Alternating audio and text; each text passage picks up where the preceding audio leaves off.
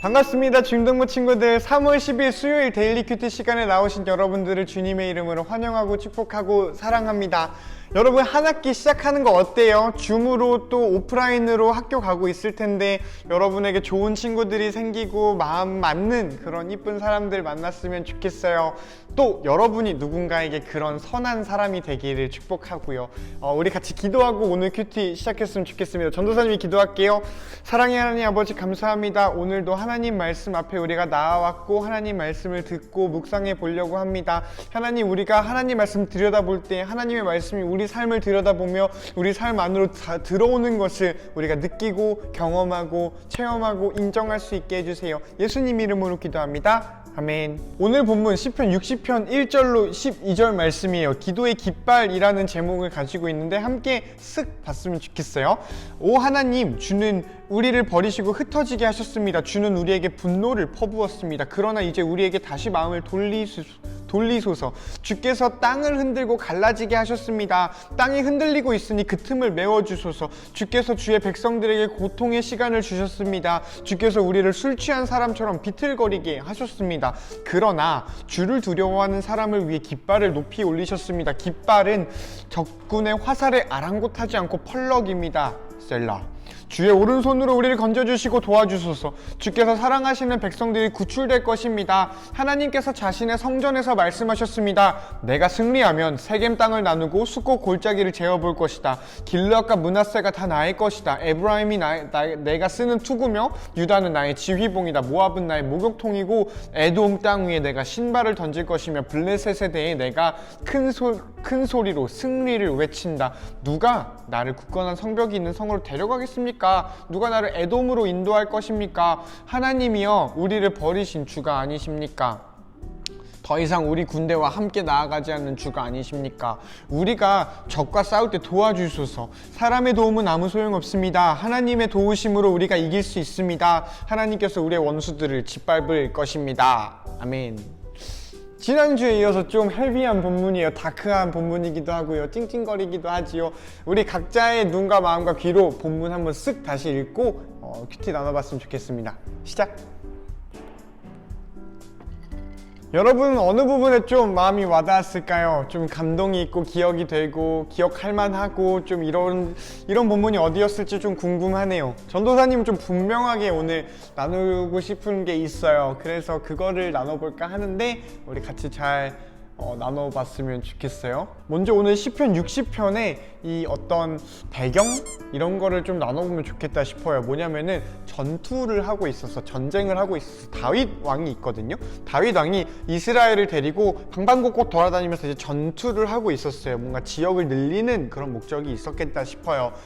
그런 국경을 강화시키는 이런 거지요. 그래서 여기서 승리하고 여기서 승리하고 여기서 승리하고 승승장구를 하다가 한 번 에돔이라는 나라가 뒤통수를 친 거예요. 후방에 경계를 안 하고 있었는데 이제 뒤통수를 와서 친 거지. 그런 상황인 거죠. 그러니까 좀 정리를 해보면 다윗은 여태까지 쭉 이기고 있다가 한 번 휘청하게 된 상황이에요. 다른 성경을 보면은 이 전투에서도 다윗과 이스라엘은 승리를 해요. 그럼에도 불구하고 오늘 본문은 되게 우리 힘들다라는 거를 이야기를 하고 좀 찡찡거리고 있어요. 이렇게까지 얘기를 하지요. 우리를 버리시고 흩어지게 했습니다. 주님은 우리한테서 마음을 돌렸으니 우리한테 돌아와 주세요. 우리가 고통의 시간을 보내고 있습니다. 라고 말을 하고 있는 게 오늘 다윗 왕이에요.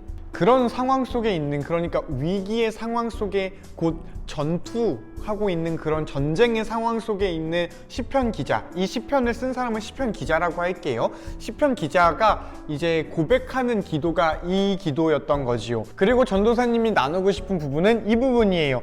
깃발을 높이 올리셨다라는 본문이죠. 깃발, 이 깃발은 적군의 화살에도 아랑곳하지 않는 깃발이래. 그 깃발은 누구를 위해서 있었냐면은 주를 두려워하는 사람들을 위해 그 깃발이 있었다라고 해요. 여기 보이지요? 주를 두려워하는 사람들을 위해 깃발을 높이 올렸다라고 해요. 이게 무슨 의미일까를 좀 생각을 해봤어요. 두려워한다라는 말을 들으면 여러분은 어떤 것들이 생각이 나나요? 뭔가 두려워한다라는 말을 영어로 fear이라고도 쓰고요, afraid라고도 써요. 근데 이 두려워한다라는 거를 어떤 개념인지 주를 두려워한다는 게 무슨 이야기인지 좀 이야기가 돼야 될 것 같아요. 안 그러면은 이게 무슨 의미인지 모르겠거든. 그래서 전도사님이 좀 생각을 해보다가 주를 두려워한다라는 의미는 적어도 이건 아니겠다라는 게 있었어요. 그게 뭐냐면 이 부분 1절로 3절이에요.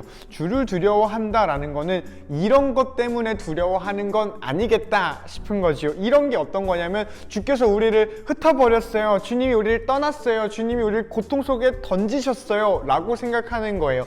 오늘 말로 하면 좀 쉽게 이야기하면 이런 거인 것 같아요. 뭐냐면은 오늘 나는 하나님이 원하시는 걸 하지 못했어. 혹은 나는 예배를 잘 드리지 못했어. 혹은 나는 오늘 사랑하지 못했어. 회개하지 못했어. 하지 말란 거 했어. 하라는 거 안 했어. 야동봤어. 거짓말 쳤어. 뭐 훔쳤어. 질투했어. 욕했어. 등등등등 우리가 이렇게 죄를 짓는 것들이 있지요. 그러니 이 죄를 지었으니 하나님이 날 미워할 거야. 나는 이 죄를 지은 죄인이니까 하나님이 나를 치실 거야. 하나님이 나한테 안 좋은 걸 줄 거야. 그러니까 너무 무섭다. 그러니까 두렵다. 라고 생각하는 게 이 여기서 말하는 두려움과 주를 두려워하는 거는 아닌 것 같다라는 게 전도사님 생각이에요. 왜 그런지는 천천히 지금 얘기해보자. 그게 여기까지 한 4절까지만 보면은 그거를 왜 그런지 좀 생각이 안 돼요. 근데 우리가 문맥을 읽어내는 사람들이잖아. 이 글이 4절까지만 있는 게 아니라 12절까지 있잖아요. 12절까지 갔더니 주를 두려워한다라는 건 이런 거구나 라는 생각이 든 거지요. 그게 뭐였냐면은 곧 이거예요. 사람의 도움은 아무 소용없습니다. 하나님의 도우심으로 우리가 이길 수 있습니다 라고 말하는 게 주를 두려워하는 것이겠다 싶은 게 있어요. 왜 그러냐면은 이 주를 두려워한다라는 이 표현이 왜 이렇게 더러워?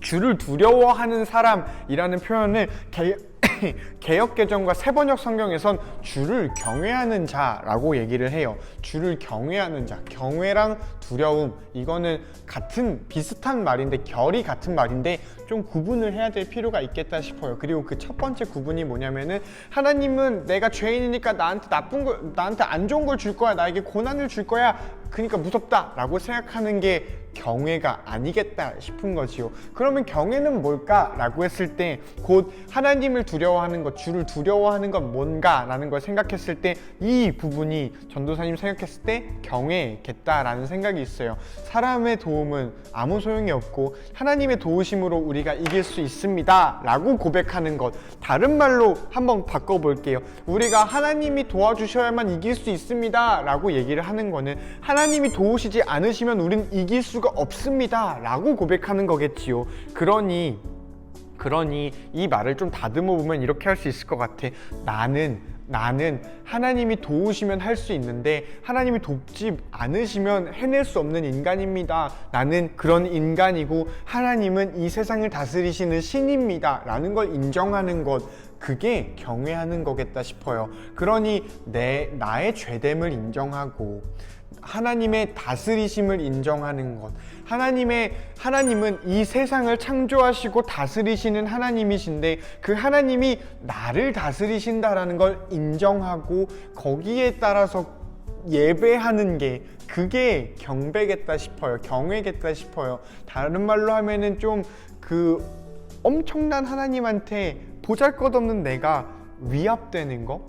뭔가 위압감을 느끼게 되는 그런 존재들이 있잖아요. 가령 어떤 선생님들이거나 어떤 어른들을 볼 때 우리는 그러지요. 혹은 엄청난 업적을 세우신 되게 위인들, 이런 사람들을 보면 우리는 위압감을 느껴요. 한번 전도사님이 예전에 존경하는 분 중에 이국종 교수님이라고 계세요. 이국종 교수님의 어떤 세미나라고 해야 되나? 그런 토크쇼 같은 거를 간 적이 있는데 되게 우와 하면서 되게 막 좀 그랬던 기억이 있거든요. 뭔가 그런 게 좀, 제가 이국종 교수님을 경외하는 건 아니지만 그런 존재가 나를 위협해서 두려운 게 아니라 우와 하게 되는 게 좀 경외랑 비슷한 그런 경험인 것 같아요. 그러니 경외는 하나님은 이 세상의 왕이십니다 라는 걸 인정하는 것, 이게 경외겠다 싶어요. 그러니까 주를 두려워하는 사람들, 곧 주를 경외하는 사람들에게 깃발을 올려주셨다라는 건 그 하나님의 백성들에게 깃발을 세워주셨다라는 것이겠다 싶지요. 이 깃발에 대해서도 좀 이야기를 할 수 있겠다 싶어요.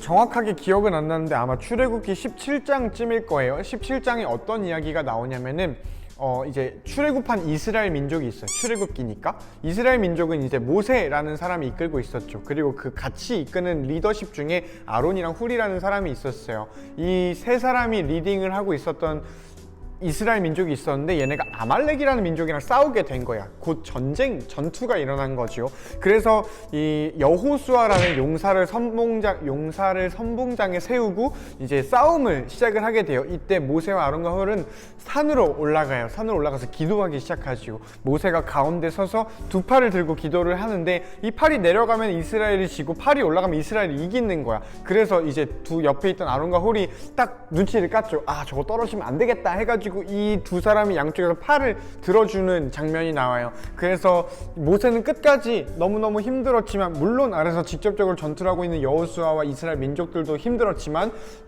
끝까지 손을 들고 기도를 하고서 이거 아말렉과의 전투에서 승리를 한다라는 장면이 나와요. 그러면서 그 승리를 하신 하나님을 찬양하자라고 해서 제단을 쌓고 그 제단의 이름을 여호와 니시라고 불렀다고 하지요. 그게 출애굽기 17장에 나오는 이야기예요. 그 여호와 니시를 직역하면은 여호와는 우리의 깃발입니다, 나의 깃발입니다 라는 이야기인데, 그거를 의역하면은 여호와는 나의 승리의 하나님입니다 라는 거예요. 뭔가 이 깃발이 전쟁터에서는 승리했을 때 이렇게 펄럭이는 것이 있지요. 그런 개념에서 차용된 거라고 해요. 그래서 여호와 니시 신앙이라고 하면은 여호와는 깃발인데 그 승리케 하시는 깃발입니다 라는 거예요. 이 출애굽 시절에 있었던 아말렉과의 전투에서 생겨난 이 여호와 니시의 신앙이 에돔과의 전투를 겪고 있는 다윗에게 전수가 되었죠. 아마 이 둘의 시간 차이는 다다다다 다음 세대 정도 되겠다 싶어요. 엄청 긴 시간이 이 둘 사이에 껴있거든. 그러니 모세의 다음 세대인 다윗이 옛날에 여호와 니시 신앙, 전쟁 같은 그런 상황 속에서 여호와 승리의 하나님을 소망하는 그 신앙을 가지고 있었던 것, 이건 참 소망이 되겠다, 은혜가 되겠다라는 생각이 들어요. 그런 의미에서 다윗의 다다다다다다 다음 세대 정도 되는 우리에게 이 여호와 니시의 신앙이 없을 이유가 없겠다라는 생각도 들지요. 전도사님 개인적으로는 그래요. 우리 모두의 상황은 힘들어요. 각자 개개인의 상황이 각자 개개인에게 가장 최신화되어 있는 어려움이겠다 싶어요. 누군가와 비교할 필요도 없고요. 어려운 거 비교해서 뭐 어디다 쓰겠어요. 각자가 처한 오늘의 상황은 각자가 경험한 가장 힘든 날이고 가장 새로운 날이에요. 마치 전투와 같이 말이지요. 물론 전쟁은 내가 얼만큼 아무리 힘들어도 전쟁은 좀 다른 이야기겠다 싶은 게 있지만, 그런 전쟁 상황에서도 소망이 되시는 건 여호와 니시의 하나님, 곧 깃발의 하나님, 깃발 되신 하나님이라고 해요. 그래서 오늘 성경은 이렇게 얘기를 하지요. 모압은 나의 목욕통이다. 에돔 땅 위에 내가 신발을 던질 것이며 블레셋에 대해 내가 큰 소리로 승리를 외친다 라고 해요. 승리를 외치는 건 여호와 하나님으로부터만 나와요. 우리의 진짜 승리, 진짜 구원은 여호와 하나님으로부터만 나와요. 그래서 여호와를 경외하는 사람들은 이렇게 고백해야 될 것 같아요. 사람의 도움은 아무 소용 없습니다. 하나님의 도우심으로 우리가 이길 수 있습니다 라고 말하는 게 여호와를 경외하는 사람들, 다른 말로 하면 전쟁 같은 각자가 처한 그 어려운 상황 속에서 하나님이 도우시지 않으면 내가 할 수 있는 게 아무것도 없고 하나님이 도우셔야만 내가 할 수 있어요 라고 고백하는 게 어떤 하나님의 통치를 인정하고 통치를 소망하는 게 오늘을 살아가는 소망이지 않겠나라는 생각이 전도사님 개인적으로는 드네요. 오늘 본문에서 시편 기자는 분명히 어려움을 만났어요. 그래서 되게 자기 어려운 상황들을 하나님한테 토로하지요. 걱정하고 되게 찡찡거려요. 찡찡거리는데 결국에 그 사람의 그 찡찡거림도 기도라고 오늘 성경은 기록을 하고 있지요. 시편이 담겨 있으니 말이에요. 그러니 우리 같이 하나님한테 찡찡거렸으면 좋겠어요. 그거 가지고 하나님이 야, 이 자식 왜 이렇게 찡찡거리지? 라고 하지 않으니까 오히려 그런 것들을 기다리시고 그런 것들에 응답하시는 하나님이니까 우리 그 하나님이 나의 기도를 들으시고 나를 위해서 움직여 주신다라는 거를, 나를 위해서 무언가를 행하신다라는 거를 우리가 신뢰했으면 좋겠어요. 그 신뢰 담긴 기도가 열매 맺을 거라고 전도사님은 믿어요. 그런 게 여러분의 오늘과 여러분의 삶에 좀 도전되었으면 좋겠네요. 그러길 축복하고요. 우리 함께 그러한 삶 살아가는 저와 여러분 한육교회 중동부 공동체가 되었으면 좋겠습니다. 안녕.